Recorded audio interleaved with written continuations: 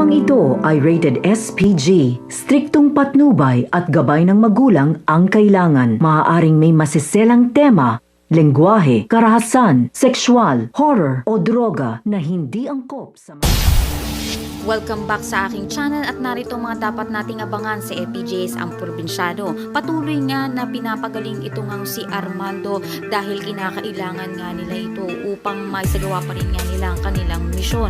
Ngunit hindi nga alam nga nila na ito nga si Mara ay bihag nga ng isang kalalakihan. Posibilidad na ito nga ay mga tauhan nito ni Eduardo kung saan nakuha nga siya, kung saan nagkakaroon ng kaguluhan, malubhang kalagayan nga nito ni Mara kung saan duguan nga siya. Kaya naman kaabang-abang nga dito kung sino nga ba ang makakatulong dito kay Mara at makakapagligtas sa kanya ngayon ngang nasa kapahamakan ang kanyang buhay.